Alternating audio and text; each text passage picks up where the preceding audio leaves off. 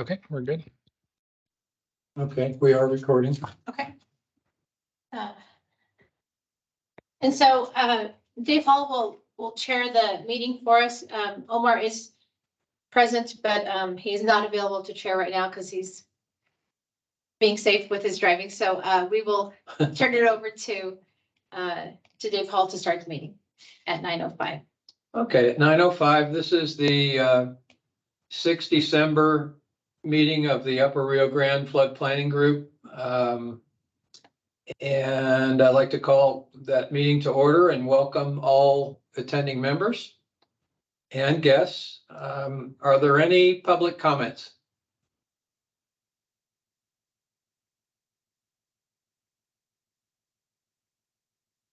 Okay, taking that there are no public comments, we'll move on to number 3, review and approve the minutes for the meeting held 15 November. Are there any comments on the minutes? No comments. Motion to approve. Second. Omar. Okay, I have a motion, a second. Any discussion? All in favor signify with approval. Aye. Aye. Aye. Aye. Any opposed? Okay, minutes are approved as written. And we move that paper over, and it looks like Texas Water Development Board is next on the number 4. Hello, everyone. This is Richard Bagans from Water Development Board. Just a few items. We just received confirmation in our contract. There was a requirement for submittal of 5 hard copies. We just received confirmation that can be reduced down to 2 hard copies. We'll be sending out an email blast today or tomorrow with that official designation or reduction, with some other just helpful submittal items. Reminder, consultants have the deadline of January 10th to submit the final plans. And if you guys so choose to adopt next Thursday, you guys will should meet that deadline. Reminder for your next Thursday meeting that it's a 7-day meeting materials. So all meeting materials need to be posted this Thursday as well. Some other things in terms of payment requests, it's all been approved on our side. The most recent payment request from Rio Grande COG, and so we're just waiting for those for our accounting to release the money.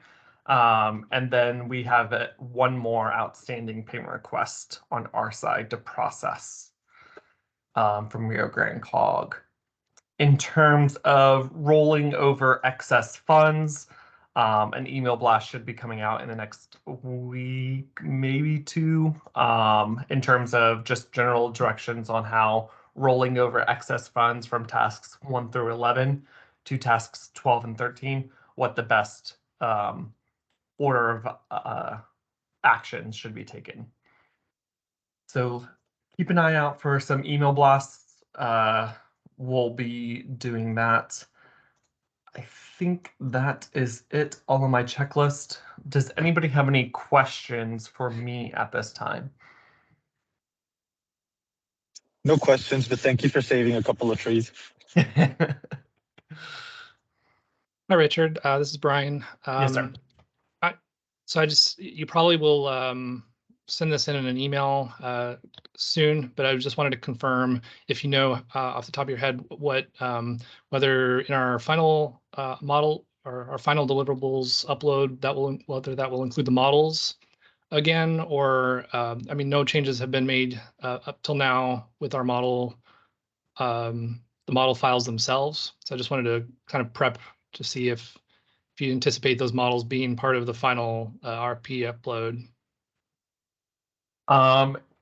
If there were no change, the models could just confirm in my memory. The models, did you guys only upload those to the TDIS website, or did you also upload them to the OneDrive for the we submittal? Uploaded them to the one.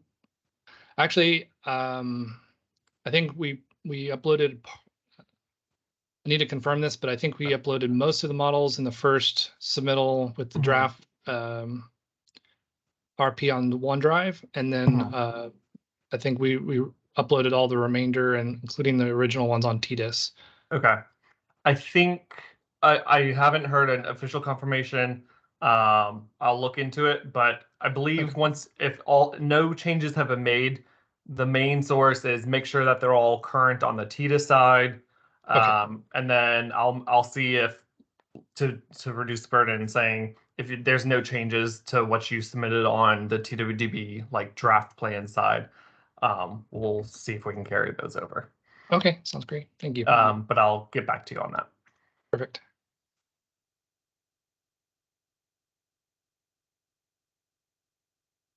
If there are no further comments for Richard or no more questions for Richard, we'll move on to number 5, AECom.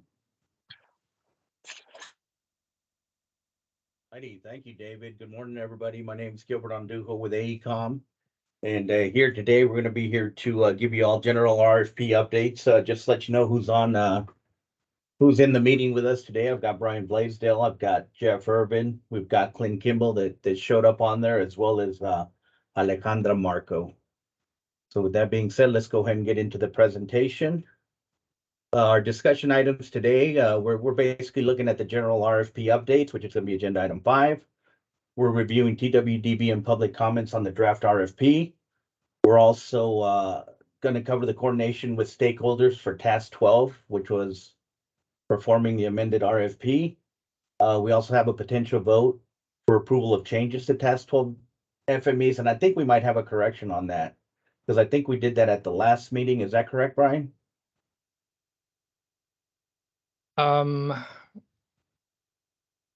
Which one? Which agenda item? Sorry. It's agenda item 8. I think there's one change potentially that or one new approval that we might suggest later on. With the county project to be considered. Right. Okay. So then we still, this will be a potential action item to vote anyway. So as well as having a potential action to vote for approval of responses to TWDB and public comments. Yeah, So with that, item number 9 in the minutes says we had a motion to approve the changes to task 12 FMEs to be performed as presented with a second from Levi. So if there are further changes, I guess we need to look at that again. thank you, Dave. Appreciate that. Okay. So some of the general RFP updates are here as we move along. Next item. So currently we're addressing TWDB and public comments on the draft RFP. The upcoming dates we have Thursday, December 8th, we're going to finalize that draft RFP issued to the Regional Flood Planning Group for review and approval. Thursday, December 15th, we'll have our final meeting to approve the final RFPG that will get submitted to TWDB. Our submittal will take place on January 10th, 2023. And our longer term RFP dates is we'll be working on the amendment, which is task 12 and 13. It'll be between August of this year and we'll end in June of 2023.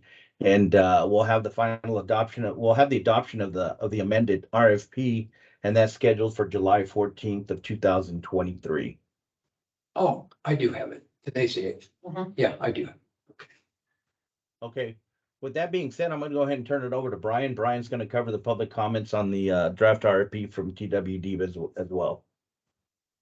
All right. Thanks, Gilbert. Good morning, everyone.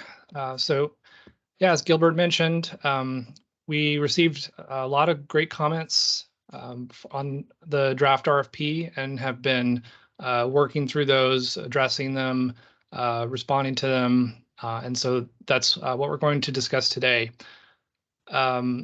This slide was presented, I believe, in the previous RPG meeting, but this is just a summary of the comments that were received.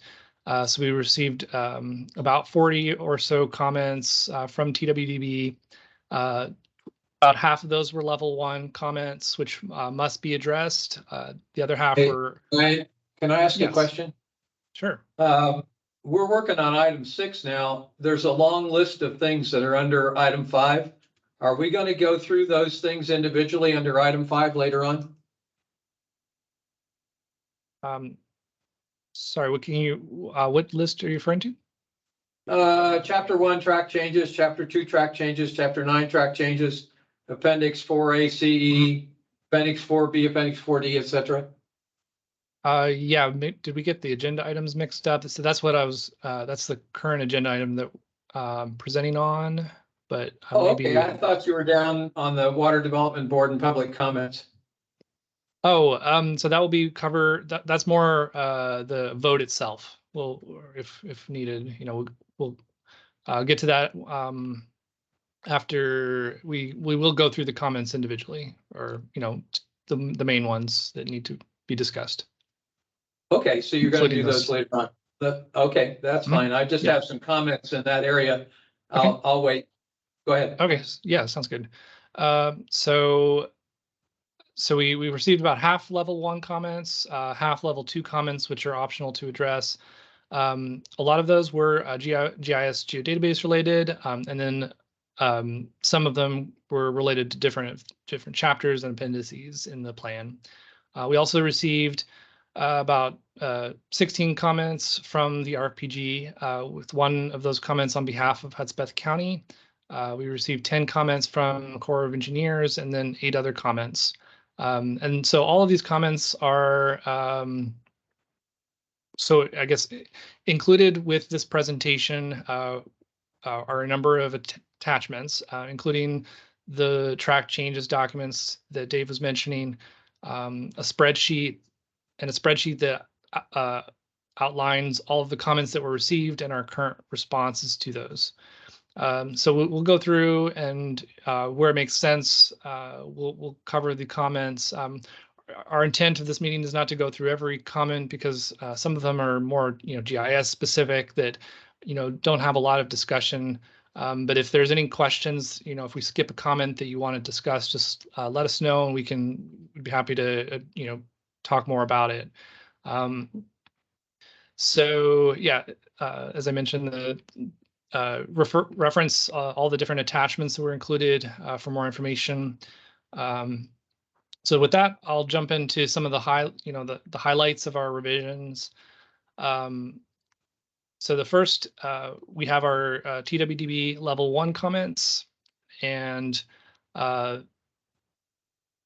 we updated, or we're actually up in the process of updating the existing flood infrastructure summary table in Chapter 1, Appendix Table 1B. And that will be completed by this Thursday, when we submit the final plan to the RPG, or to the public for the public notification period before our adoption. So that, I think that covers. That pertains to this particular comment here, related to the different missing columns in that table. So we'll be adding those to that table. Next, we have an update to Appendix Table 1C, which is the proposed or ongoing flood mitigation project summary. And so I can share that with everyone here.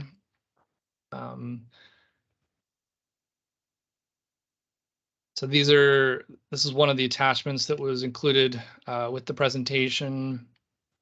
And you can see the PDFs that we've included have tracked changes enabled, or were printed with that setting enabled in Word. So you'll see the actual revision, the previous version crossed out, and then the new version in some color, red or blue.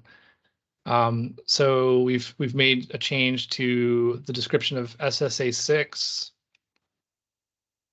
and some changes to the dedicated funding for construction column to make it to standardize with the required values in that field. We also have update to the description of FAB1. And if it's hard to read the screen, just let me know. I can zoom in as needed. And Everybody's already looked down. Maybe you could just slow down moving back okay, and forth. sure. Does it? Yeah, if you want to read it, I can stay on this for a little bit. I'm good. Okay. It's just the zooming in and zooming out that makes it tough to focus. Okay, sorry about that. No worries. Here's the FAB1 edits. Next, we have update to the planned funding source for CE Dam 2.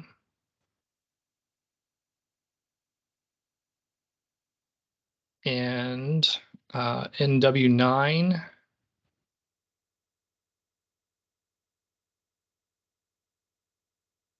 And then the CE Dam 10. So Brian, can you just sit for like 5 seconds on each one of these? I think that's what the complaint is that you're not letting anybody read anything. If I need to go back, just let me know.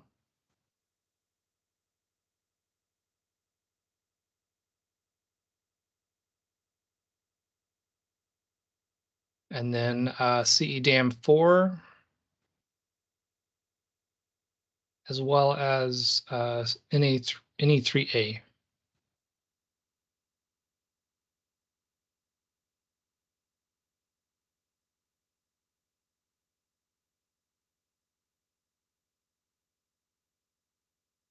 Okay, moving on to this page, we have WC6A, mid V1, and MV7.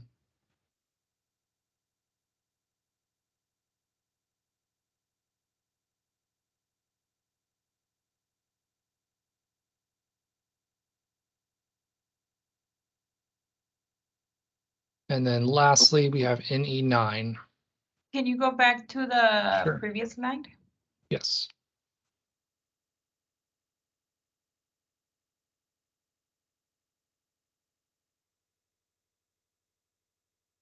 Okay, thank you.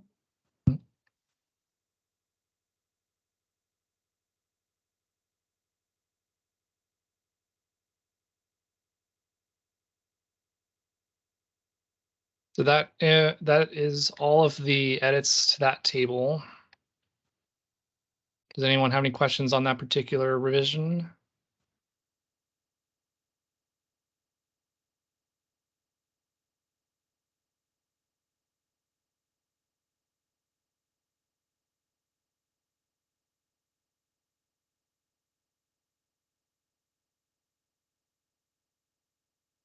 That was to address, see, that was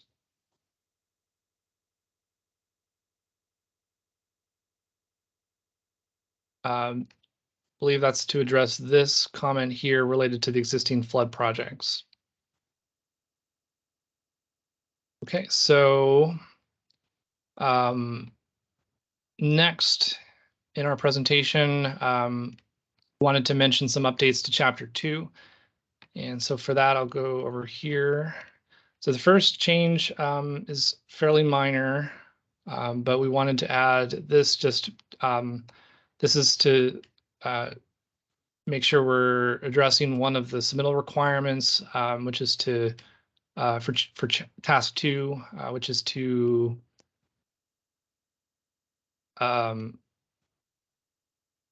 provide locations of high SVI areas or areas that have an SVI social vulnerability index of greater than 0.75.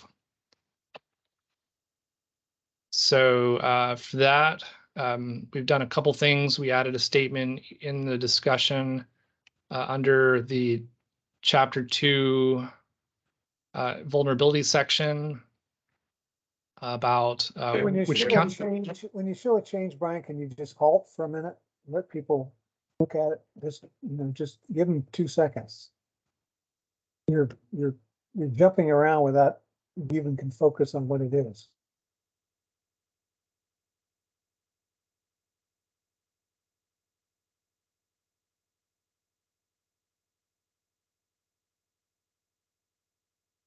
Okay, so yeah, we have 5 counties here: Culberson, El Paso, Hudspeth, Presidio, and Reeves, with high SVI values greater than 0.75. We've also changed or updated this summary of existing conditions vulnerability table to add bold values, or I guess to bold the rows that have higher SVI values greater than 0.75. So those changes were made, and we have an asterisk down there to kind of clarify that.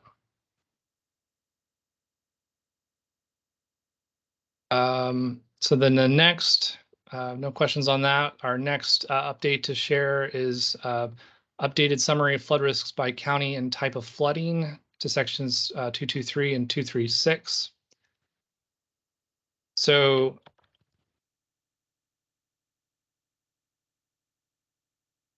let's see.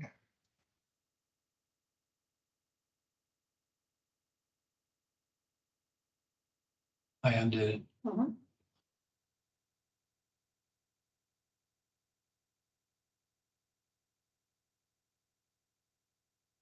All right, when you get to 234, paragraph 234, I have a question. Okay.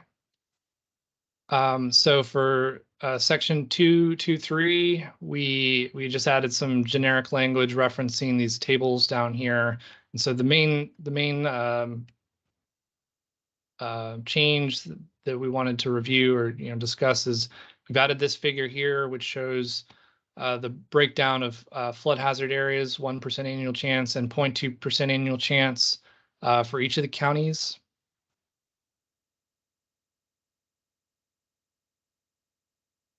And this is for the existing conditions. And then on the following page, we have the existing conditions, flood hazard area by flood risk type. And this is the either local, riverine, playa, whether it's 1% or 0.2%. And then we have a similar change in the section 236, which is pertains to the future conditions results. Can you bring up 234 for me since 234 was it? yeah, paragraph 234. Okay. 234. Yeah, so that's the next that's this Just a second ago. Oh, okay. or actually, yeah, I Go think back. that's an RFPG comment. What's your question? In the second red bullet down there, there was a comment that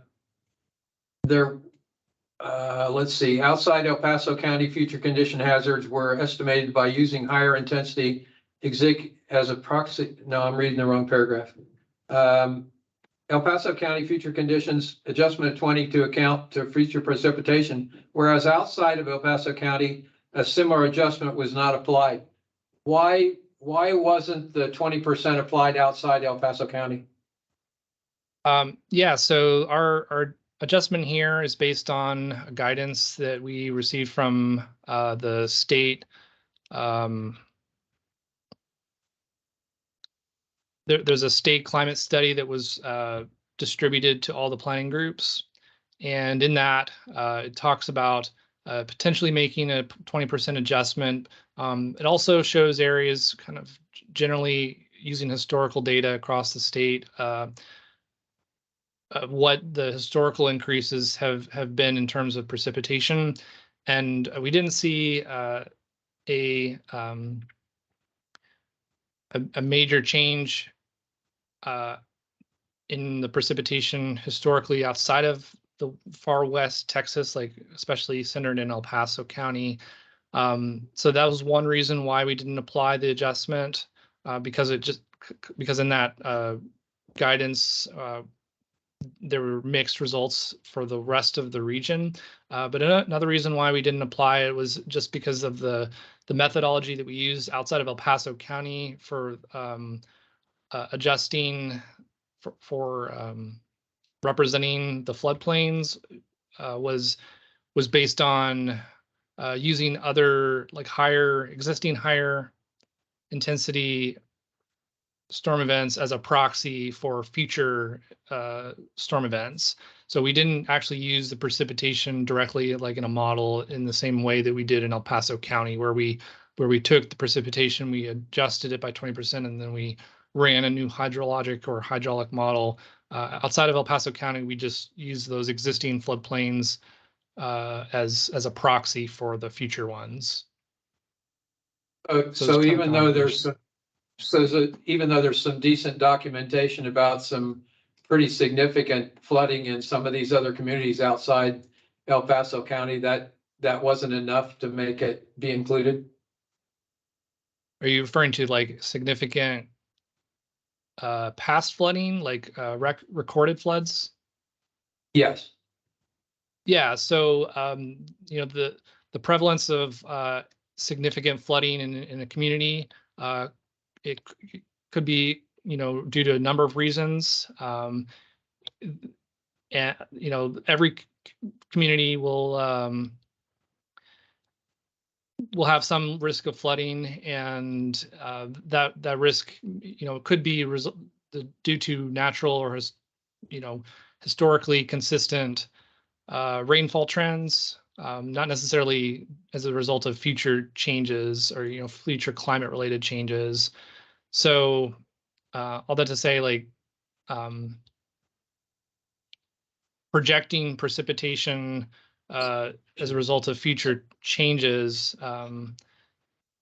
doesn't, even if it doesn't show like a future potential increase in precipitation for an area, that doesn't mean that it doesn't flood or have a high risk, today. So I guess I'm overlooking that future precipitation projections comment that's in there. Okay, all right. I think you answered my question. Thanks. okay, sure.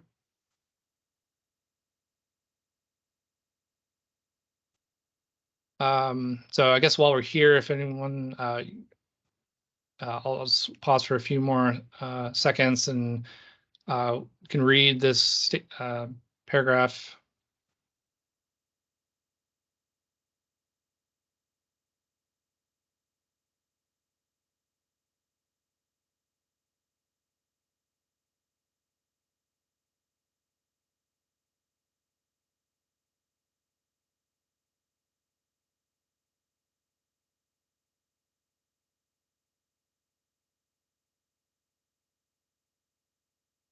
So this is to address the RFPG comment that's mentioned here. Actually, is that right? Yeah. So, and I should point out that part of the reason why why this comment was helpful, and what context this provides is down just below this paragraph, there's a table that shows the percent increase of future flood hazard area compared to the existing condition. And so because of the different methods that we use inside the county versus outside El Paso County, there are different changes in the area between the existing condition and future condition overall. So this is just to sort of provide context and explanation for why, in El Paso County, you see up to doubling the area change, whereas outside of El Paso, you see much less change.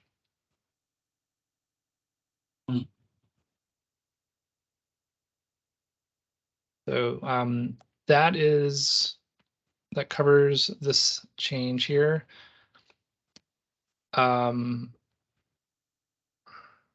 Okay, so going back to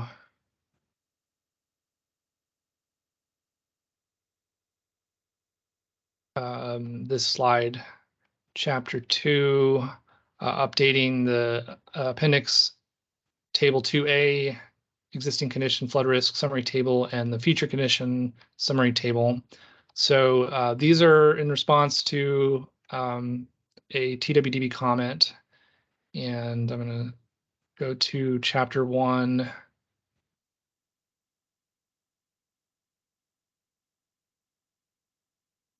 Oh, sorry, chapter 2.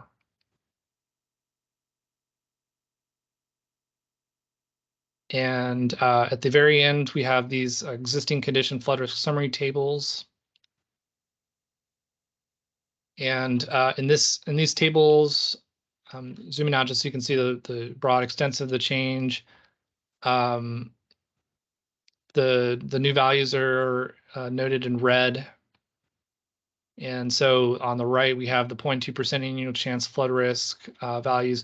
Previously, we had reported these values as cumulative, so they had included like the structures in the 0.2% annual chance flood risk column had included the values for both within the 1% and 0.2% areas.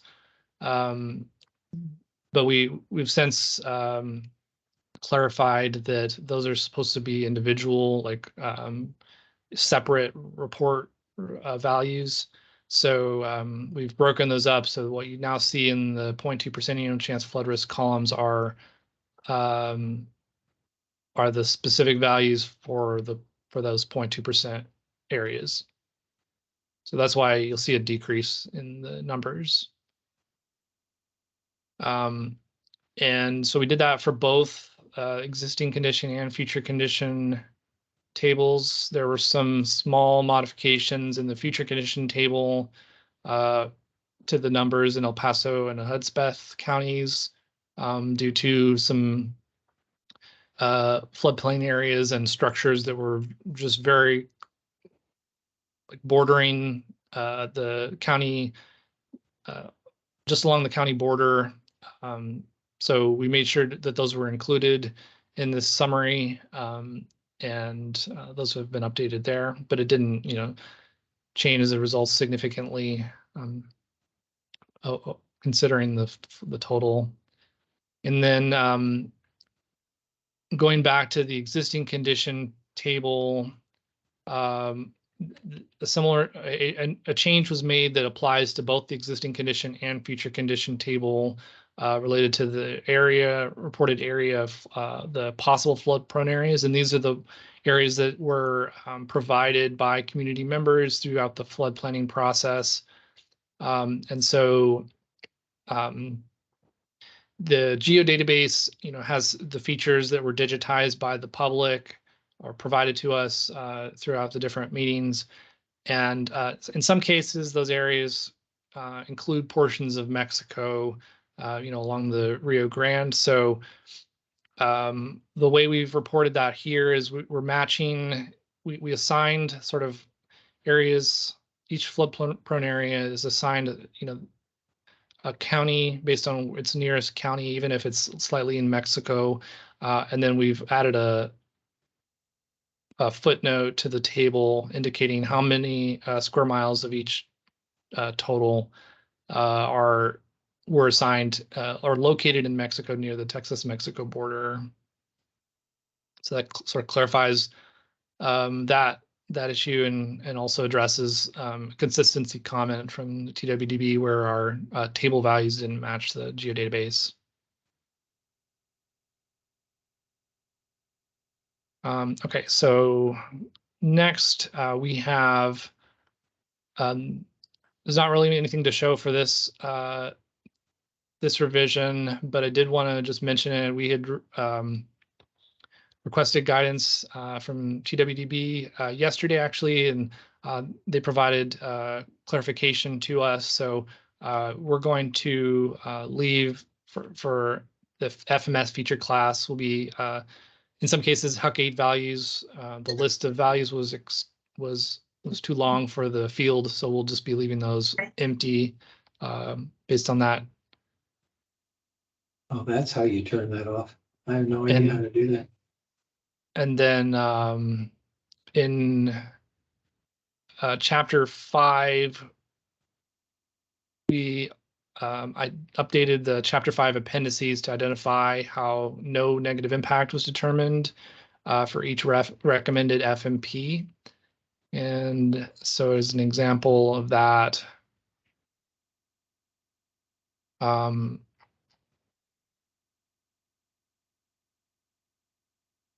this is Appendix 5B, and so each FMP has a discussion about the no negative impact analyses and how that determination was, what basis it was on. So there's a lot of these changes. I don't want to, unless there's a specific project that you want to look at. I was sort of just going to skim through this. But just wanted to point out that those changes are there. And Entry over and over again.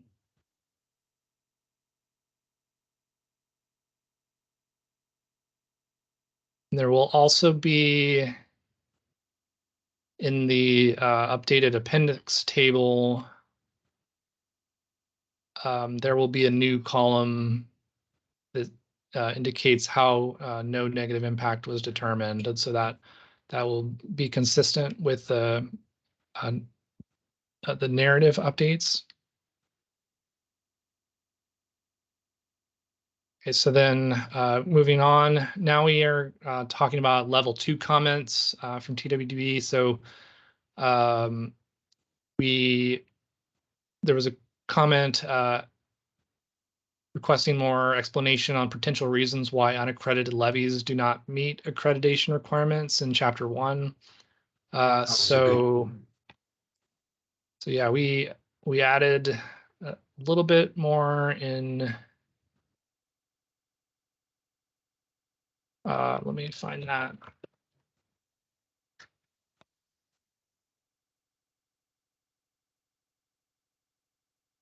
Right, in the levy accreditation section, we added a paragraph here, and I'll wait for you to read that.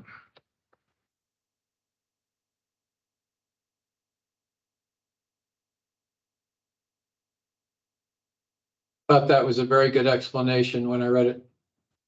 Okay, cool, thanks.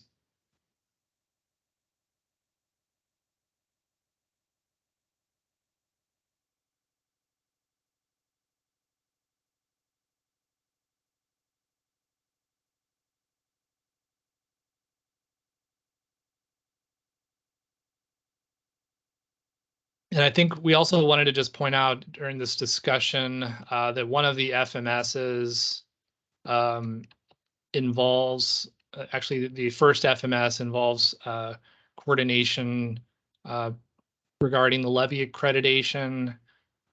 So we can read here that coordination is needed between all the entities to certify and accredit all remaining levy segments throughout El Paso County. So this FMS sort of speaks to that, the accreditation question in the county. Aren't there also some interior drainage studies required in El Paso County? Gilbert or Jeff, are you able to answer that question? Yes, there are some segments within El Paso County, fairly short ones that require the interior drainage, but I think they're primarily over. They aren't in El Paso County. They're in Doña Ana County on the other side of the river. Okay, So all right. I think we did the interior drainage for the entire city and county, but we can't certify the levees because the levees extend from El Paso County into New Mexico or whatever. Right. Okay, thanks. And vice versa, both where on the north side on the west side and on the south side on the other way around, north side on the east side and the south side on the west side. We have El Paso levees that can't be certified because the adjacent New Mexico levee doesn't have an interior drainage tank. This is Sal. Additionally, also, the IBWC just issued a contract to a contractor from Houston, Odin Construction, to rectify the levee from just about where the power plant is and all the way to about 1,500 feet north of borderland. That's about 8-mile segment. That would be the east levee. They're going to have to tear it down and rebuild it again. That will also delay the certification and the accreditation of the levees.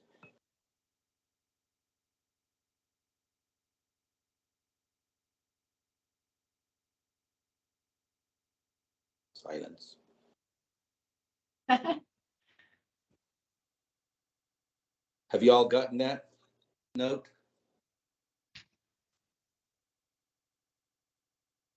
So, Jeff, Sam, and I don't know if that's, since it's a different topic, we're more in depth, I don't know if we should discuss that here, but, so that's gonna delay the maps, or will need to be a CLOMA or something later on to make those adjustments? I believe it will not delay the maps because our last meeting with FEMA through the Developers Council, they assured us and they made, confirmations that the maps will be issued toward the end of 2023. However, any changes to the maps will have to be done by CLOMAR, LOMAR via the IBWC and the adjacent communities. Yeah, this is Jeff Irvin. I think this FMS #1 is very important because dealing with knowing exactly what's going on and what the schedule is with the IBWC, I think establishing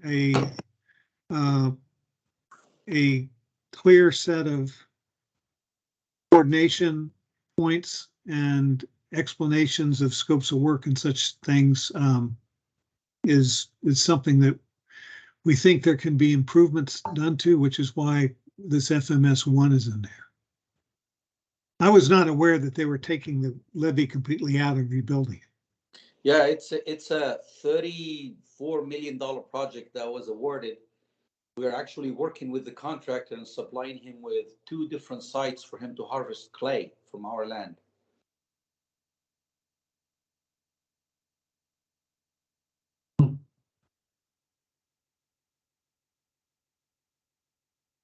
And it will take about toward the end of 2025 to complete. Yeah, to me, it's risky for them to be completely demoing the levies, but they are under IBWC's jurisdictions. Yeah, it's already undergoing this project, issued and tendered and everything.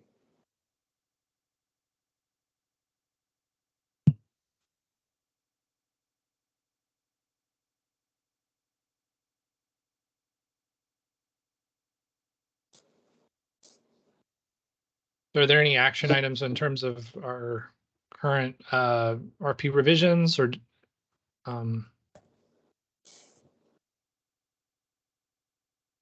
Well, if that affects the schedule that we're proposing, I think we should reflect that somehow.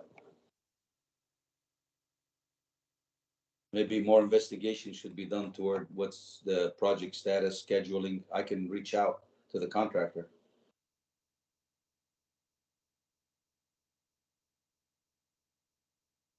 What does everyone think?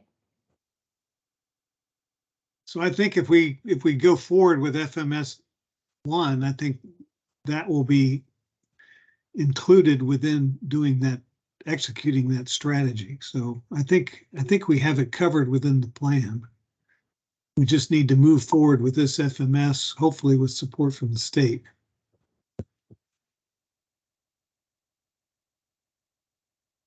Without mentioning this major project?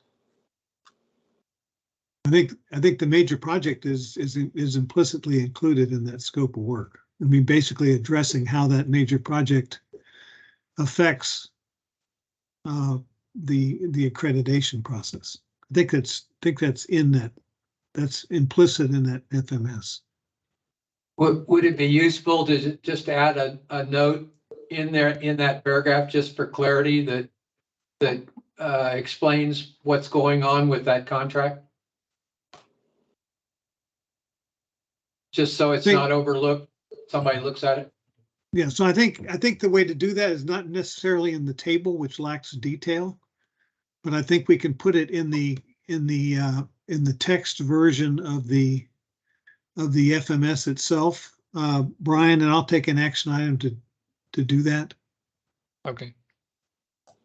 Can somebody send me the information so I refer to the right IBWC contract? Can somebody send that to Gilbert?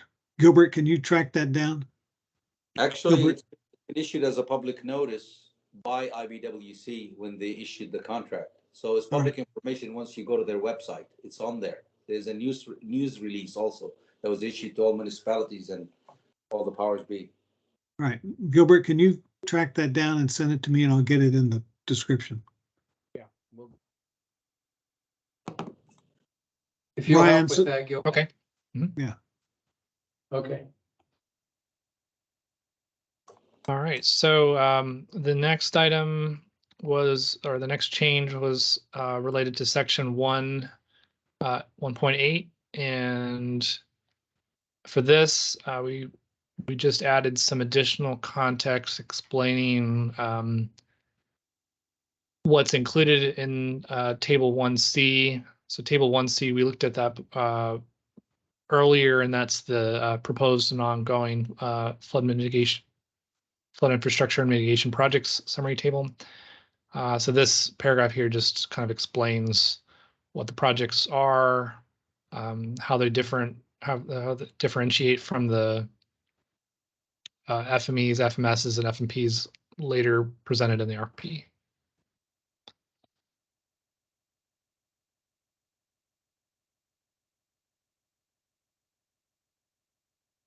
Okay, so moving on, we now have this change is pending, pertains to the flood related authorities and regulation section in chapter 1.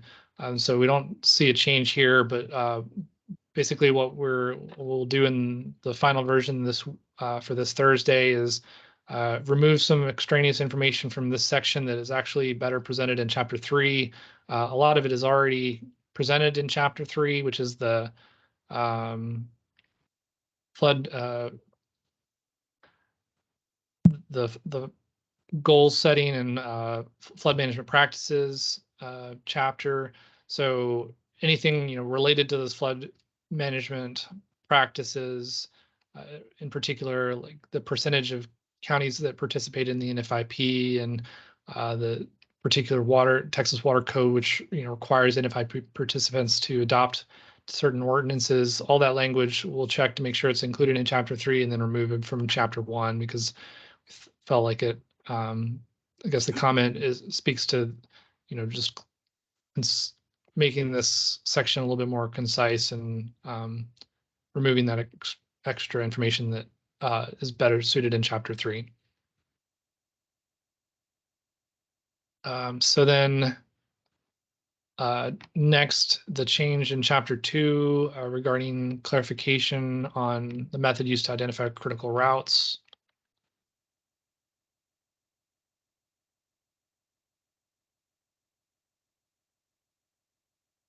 So this statement was added.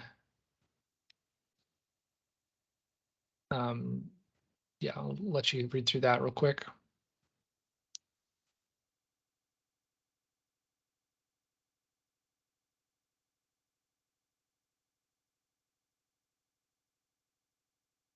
So this falls under the the existing vulnerabilities section. And then we also are pending an update to the future conditions vulnerability table. And I know this is brought up a while ago that so we'll be addressing this in the final version. So we have a future conditions vulnerability table for critical facilities, and we also have an existing conditions vulnerability table. And so we'll be bolding the text where there's differences between those two tables, so you can see specifically, what new critical facilities appear in the future conditions table. There will be a note. This new note was added at the bottom. The critical facilities in bold will be identified as potential vulnerabilities in the future conditions flood event, but were not previously identified as potential vulnerabilities in the existing conditions flood events from table 2.15. So this is still ongoing, but will be completed with the final version.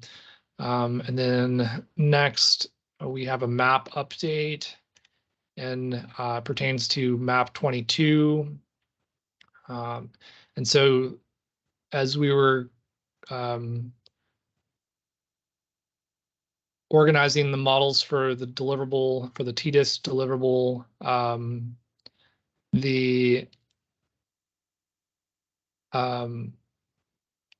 so the boundaries for the models were refined and cleaned up. So this map 22 reflects those changes and is consistent with the models that uploaded to TDIS.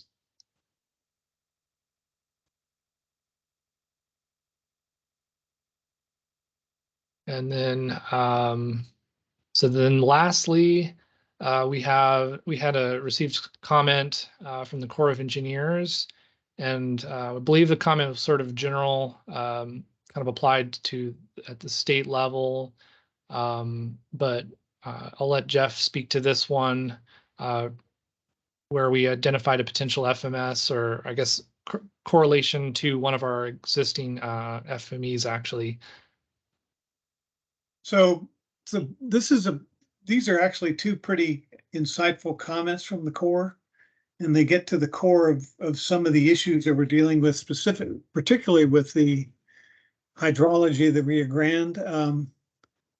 The comment which they say is that dealing with the 100-year estimates, that there's a great deal of uncertainty with them, and that use of observed storms that approximately match depth duration data from NOAA's Atlas 14 or other precipitation frequency sources validates 100-year estimates. Well, that hasn't been done yet on the hydrology model that the IBWC did for the Rio Grande. So it's nice to have another federal agency remind everybody that that's something that should be done.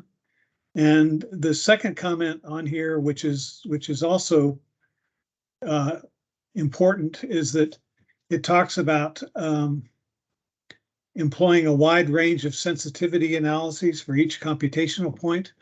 There are lots of issues on the river on which require sensitivity. Like in the current model, they're putting the storm over the entire watershed above El Paso, which due to hydrologic issues basically has a dampening effect on what the predicted floodplain is within the El Paso region. So there needs to be sensitivity studies done to basically make sure that the risks to El Paso are properly defined. And going back to the first comment, the best way to do that is to show what happened in some recent actual event. And these core comments are, as Brian said, these core comments are buried within our FME number 1, which deals with FMS number 1, which deals with, is this the FMS list? Is it FMS or FME? Was it the? That's it. It's that one. It's FME number 1. Okay, so yeah, it's develop a plan for sediment and vegetation control program in the Rio Grande and El Paso. Well, you can't do that without a calibrated model in the river, and in our scope of work we have for that particular evaluation, there's an evaluation of the expected report from the IBWC, and also doing sensitivity analyses to see, how that model, how useful that model is for this purpose, getting a sedimentation vegetation control program, which is actually the main long-term issue in El Paso, is keeping that river clear. So yeah, I think these are good comments from the Corps, and we have them covered in this FME.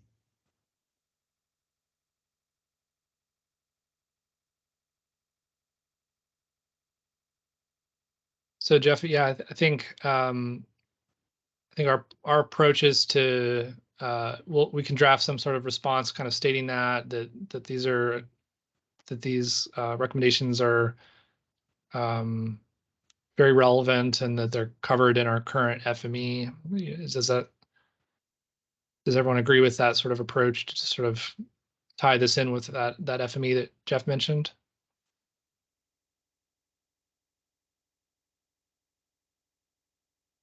Yeah, I don't hear anybody disagreeing. Okay. So we can draft a response sort of to that effect.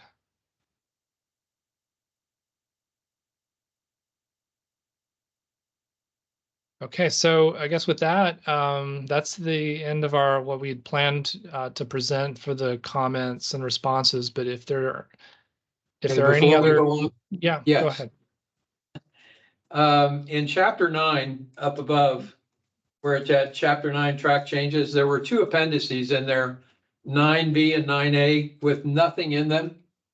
Are those supposed to be filled later on, or 9A is sponsor funding survey questions, and 9B is funding survey summary table for FMEs, FMPs, and FMSs? Oh, you're referring down here, right? So yeah, these were presented in the draft RFP. It's a little bit so the way we're showing the track changes is a little bit rough, because we're showing the export from the Word document just so you can see the changes, but actually these appendices are in separate files. So we, at the end, when we package up the final RFP, we consolidate all those different appendices and merge them together. So yeah, we do have these. They were presented in the draft RFP. I don't believe there are any changes to those appendices, which is why they're not really highlighted here. But yeah, they're definitely, we will have all the appendices filled in. Okay. We'll have material for everything. All right, next question's in chapter 4, and it's on page appendix 4D of chapter 4. There's a project description update that's in the middle of that page, if you can find it. Project update. It should be on page 4D.10 according to what it shows on the. Okay. Here you go. There it is. You've got gauge at the end of that second line in blue, and I think it's misspelled. It should be GUA or GAU. It looks like, when I look it up, it's spelled either way. So, but I think implementation of a gauge system, shouldn't it be GUAGE or GAUGE? That's the English spelling, I think. I mean, the British spelling. I think it's So GAGE is correct. So I spell it. I think if we Look look at up, the end in the blue. let's Google real quick. I'll do it on the side here. USGS gauge. I Googled it, and it's either GUA or GAU in order to be a gauging system that provides response. But I couldn't find GAGE anywhere. I believe the USGS is the only entity that uses GAGE. Yeah, when I Google USGS current water data for the nation, I get GAGE, which is why hydrologists tend to use that particular spelling. Okay, I give up. I'm not a hydrologist. I just saw that, thought it might be wrong. Okay, let's move on. I don't, but I'm okay with that. I think you bring up a good point, because we must have used one of the other spellings elsewhere. Otherwise you would have found it elsewhere. So, Yeah, I'm not yeah, real good at. I think we need to look for those different variations through the document, Brian, and just make it consistent. I think GAGE is the right thing, but you know, Well, if other than hydrologists are reading this thing though, like me as a non-hydrologist, you may not realize that that's a gauging metering system. yeah, Just I'm a not, thought. yeah. I'm okay. I give up. I have another question on Appendix 5H. Okay. And there is no page number on it, so it's a matrix of hydraulic model depth results at buildings analyzed. Yes. Is this based on SVI? SVI. No, this is the hydraulic analysis based on the elevation of the terrain, the water surface elevation of the model, and sort of the calculated depth based on those. Okay, are any of these buildings critical, like fire stations, hospitals, things like that? And if they are, should they kind of be emboldened or some way to identify them as more critical? So we do highlight the critical facilities in the geodatabase under the vulnerability layers. So if they were, then they would show up spatially in our in that form. I can't speak to if any of these are in particular are critical facilities. Our intent here was just sort of capture the hydraulic output, and so you can see the range of depths for reference if anyone just wants to like dig into that that level. Is there any place that we actually identify these more critical buildings that might need some kind of action sooner than others? So in chapter 2 for the existing and future conditions analysis, we do, that's what these tables are meant to do, is identify which ones sort of align or overlap with the 1%, 0.2% annual chance events. And then what the results table we were looking at in 5H is actually the results from one of the FMPs, sort of comparing pre-project and post-project, or called proposed here. So you can see sort of a before and after comparison of the depths. But yeah, just in terms of like today and where the current risks are, yeah, that's all presented in chapter 2. Yeah, I don't see building numbers though in chapter 2, and I wonder if there's a way to correlate. I went back and looked at that and I didn't see any building numbers there where I see the building numbers in 5H. So I'm wondering if there's some way to highlight in 5H the buildings that have vulnerability that are listed in 2. Or whether that's something that's not.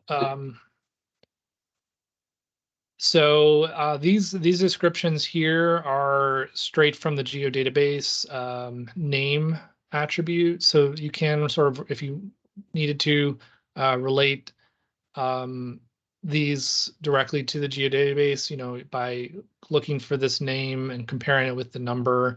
I agree that, you know, that these numbers aren't too specific about which buildings, you know, are being referenced, but so Brian, do we include in these maps we have in the back that are the high risk areas where we show the urban areas and we have polygons for the buildings? Do we have separate symbols for the critical facilities on those maps? We I don't think for our chapter 2 flood hazard area maps, we have those highlighted at the close up. We have an overview map that shows the entire region and where all the critical facilities are located, just sort of very generally. And then we have, I'll pull up our. Brian, I just wondered, Yeah. are the building IDs a hot link to chapter 2? Is that column hot linked at all to chapter 2? So if you key up, for example, that first item under building ID for the 1% annual, is it a hot link to go anywhere, or are they hot at all? No, it's just text. Not hot. Okay. So there's no way to link a building ID back to chapter 2 without looking up the narrative of the building out of chapter 2 proactively, right?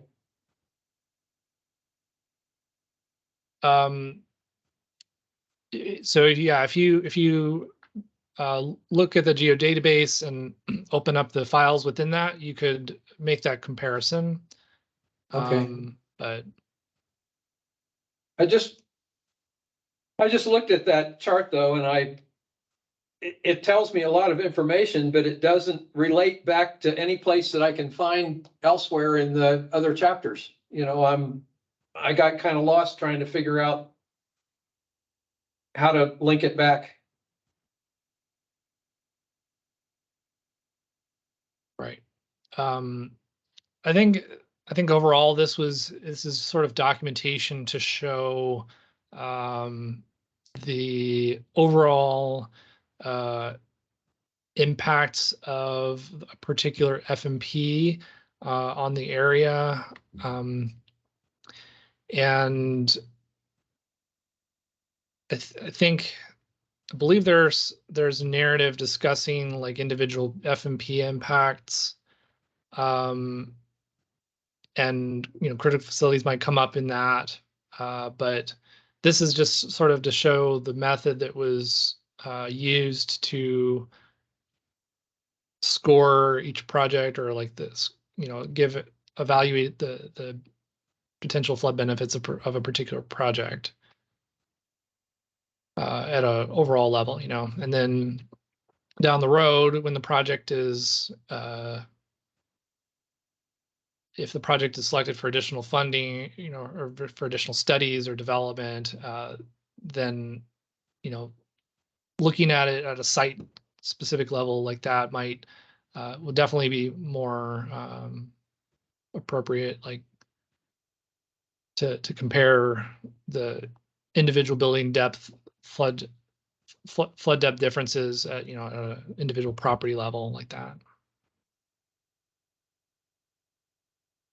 Okay. I just got lost when I looked at it. I hear you. I'm just Joe Public trying to figure out how to look at this thing. I guess if that's an issue, is there any way we can add a table to Appendix 5H, just sort of mapping those building IDs to each name so that it's one contained report? Well, the commercial buildings are really the ones that are of great concern too, and there are only like 10 or 15 at the most commercial buildings in there. It looks like 6 or 7 in the 1%, 6 or 7 in the 0.02%. So,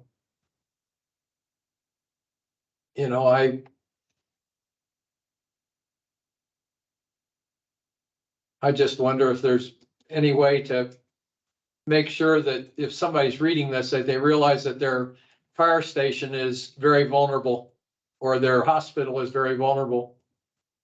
If in fact those are included in those commercial building listings. So our intent for getting that message across was that these tables here in chapter 2 to show like the existing risk, vulnerability of critical facilities. So we'd encourage all everyone in the region to review these tables and check to see if they're their facility shows up in this list. In terms of these tables, these are meant to show to pertain to the FMPs themselves, not necessarily like the facilities, but the projects, you know, to show the impacts, the relative impacts of a particular project relative to the other projects in the region. So it's, you know, it's looking at it at a very high level planning perspective to evaluate the project out of all the other projects, so that, you know, we could recommend it in the end. But yeah, I understand the, you know, ultimately when evaluating a project and assessing its impact, you would look at the critical facilities as well, like at that detailed level. So, Okay. so I Chuck? wait, so I think there's an action item here, but it's not going to be solved by Thursday when we have to get this thing out for the next meeting for approval. I think what this is this is a good comment that should be reflected in the preparation of similar tables for FMPs in the future, like these FMPs that we're generating under task 12. I think highlighting the table of structures and which ones are critical, I think that would be a good thing to add to task 12. And we could eventually go back and deal with highlighting those structures in the FMPs that we've submitted. I don't know how many total FMPs did we have originally. Remember off the top of your head, Brian? Oh, originally, I don't. I mean, remember. in the FM, how many total FMPs do we have in the plan? I don't remember off the top of my head, but there's a lot, right? So we would have to do this for every modeled one of the FMPs. Yeah, there's there's a bunch. So all these. so it's a matter of if we had, I think it's an improvement for all future FMP definitions. And I think if we could, if people have particular projects that they want us to highlight the critical structures, I think we can handle that. But I don't think at this point we can go back and apply this comment to all the different FMPs that we've done this analysis for at this stage. I think it's a good comment, but I don't think I think it would slow us down. We're certainly not going to get it done by Thursday. The Thursday deadline for submitting the revisions. Let me ask you something, Jeff, in the group. I know we're amending the RFP and the amendment's going to have to come in by June. Is that something we can include as part of that amendment as well? I think what we have to do is we have to figure out the amount of effort that's required for it. I mean, it's something that's better, but if it requires us to redo a whole bunch of figures and tables, a whole slew of them, then I think we have to make the flood planning group aware of what the additional cost is of addressing this. So I think the action item is to say, good comment, this is what it's going to take to address it, and then bring it up in a future meeting on whether the flood planning group wants to do it or not. Can you take the action item? I'm sorry. I'm okay with looking at it under 12. I'm okay with that, and there's no intent that we do a massive change at this point. Okay. So it's a good idea. Well, I'm just trying to make this thing easier to understand if somebody's not a professional and trying to read it. That's why it's a good comment.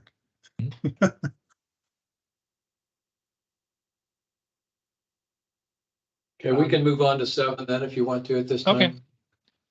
All right, thanks.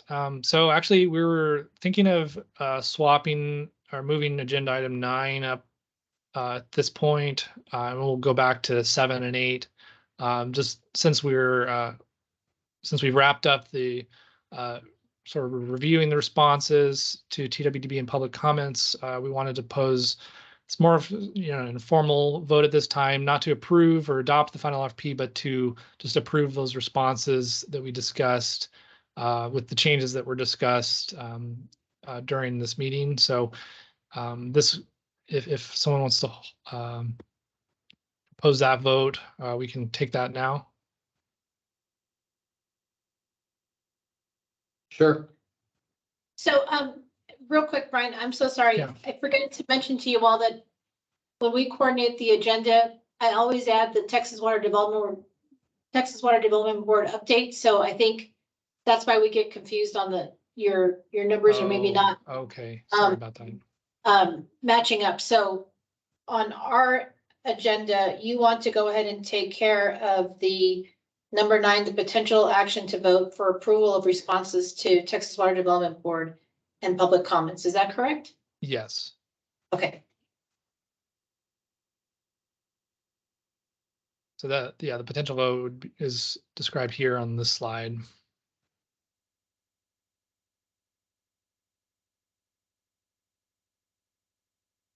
So, Are there any issues that somebody needs to bring up, or can we get a motion to approve the responses to the Texas Water Development Board and public comments with changes as discussed in this meeting? So moved. Second. was that Levi? Jeff. Jeff. Okay, thank you, Jeff. Okay, And then I've got a motion on the floor. Is there any further discussion?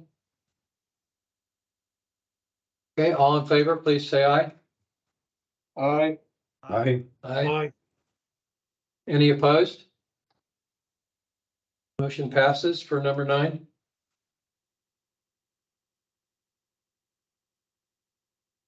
All right, thank Now you we're all. So now we're back to the previous agenda item. I guess Jeff, I will take us through these slides.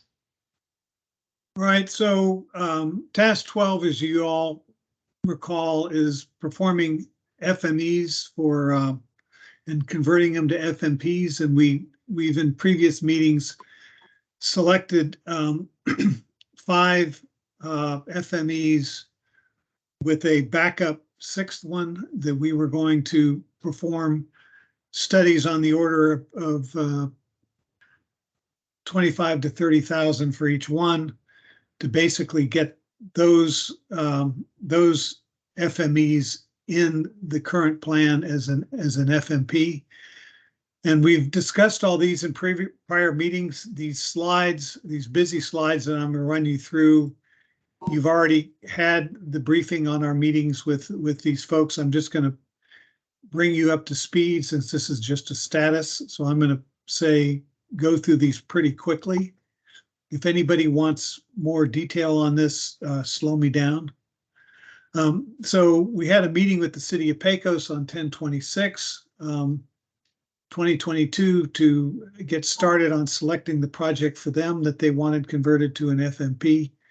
And their action items included assembling a history of flooding so that we made sure that our modeling was reflecting real issues, and making sure that we were thorough in having all the previous studies which might pertain to whatever project that we deal with. Because again, we have a limited budget to define and get this project studied to be an FMP. And we haven't yet set up a date of a follow-on workshop. Probably do that after the beginning of the year. We have plenty of time to do these projects. They have a very limited budget and we have a long schedule.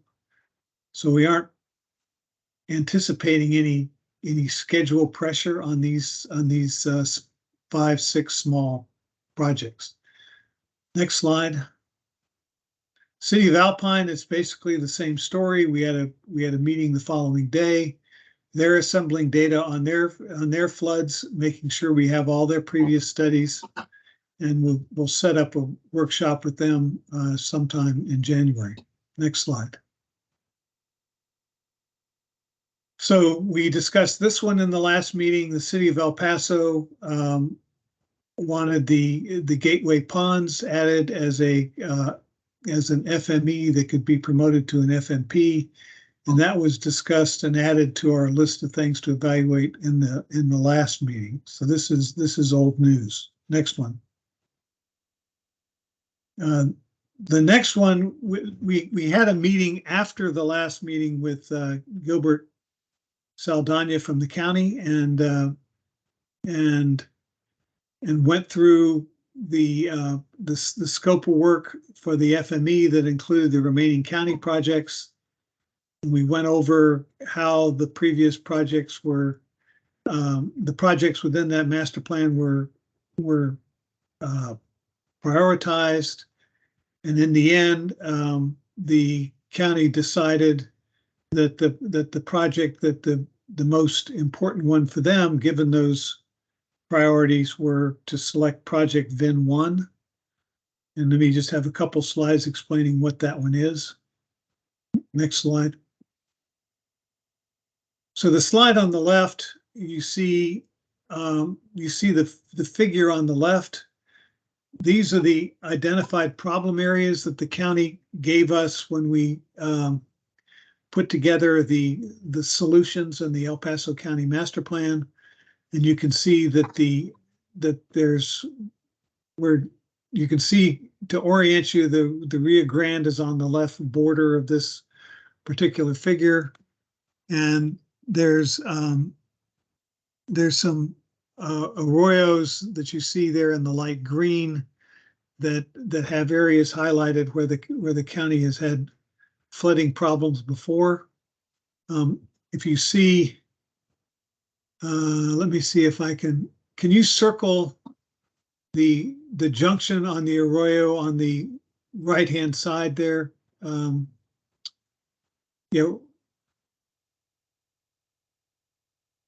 Where are you referring to?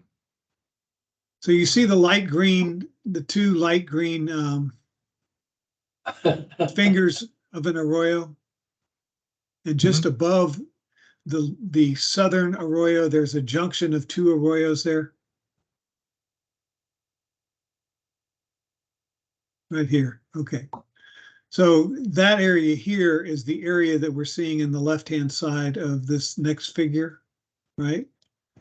So this is an area in the county that has significant flooding, and the solution to this primarily is going to involve some kind of detention, because detention has zero impact downstream in terms of flooding. You don't increase flooding downstream of the detention. So these two ponds that are part of this VIN 1 are included in this project that's been selected by the county. The exact location and extents of these basins were only approximately cited during the Stormwater Master Plan. So this money that we've allocated for addressing this particular project will include an improved siting and concept design of these two, sufficient to make them an FMP. Can you go on to the next slide?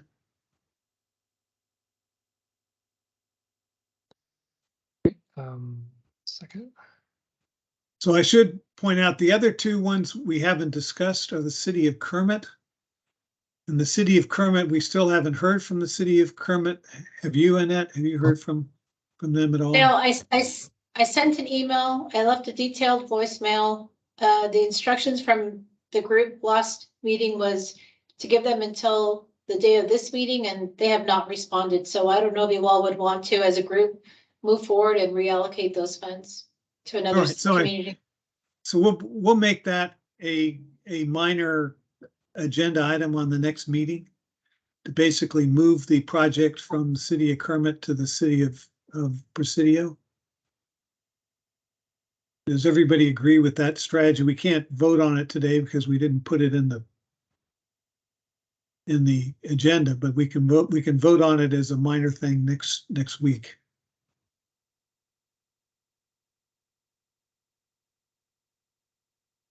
So you're crossing out the potential vote on one, that's Gisella's project? Yeah, because yes, because we did vote on it in the last meeting.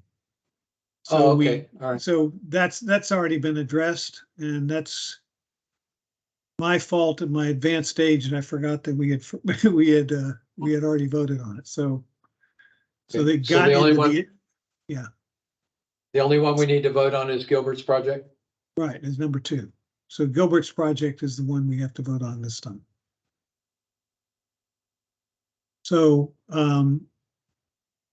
potential actions to vote for approval. I guess it goes back to you, Annette, to deal with the vote on the RFPG selects El Paso County Project VIN 1 is modified in this meeting as the project to be studied and defined as an FMP per TWDB guidance. Gilbert, any comments on it? Any issues for you? Not at all. I just motion to approve. Okay. Need a second? Second.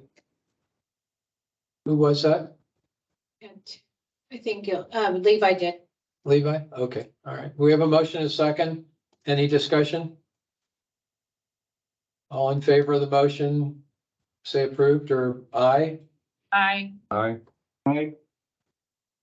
Aye. Any opposed? Okay, motion passes.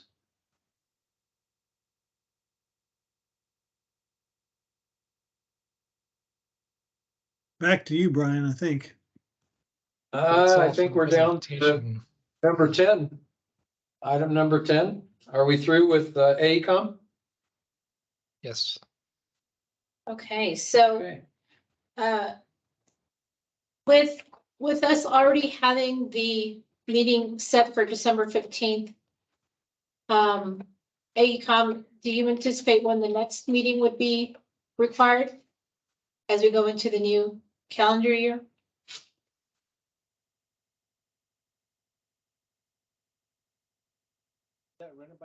I'm sorry. Gilbert, we can't hear you. I didn't catch that, Annette. Can you run that by me again? Just when do you anticipate having a meeting for the when would be the next meeting, or what action would we need to be taking after the December 15th meeting? I think just the next meeting would be just a general meeting to continue our progress on our task 12 and 13 as we move forward. And that, I think, with the December 15th, we that should take care of our original deadline to submit our RFP to TWDB. So then with that being said, we'll just, if it's okay with the group, we'll just, the sponsoring entity COG we'll check in with Water Development Board and AECom to see when the next general meeting should be scheduled, dependent on activities that are going to be coming up. Yes, that would be good. Okay, so then what we'll say then is that we, the RGCOG will inform the group of when the next meeting, or when the requirement for the next meeting should be.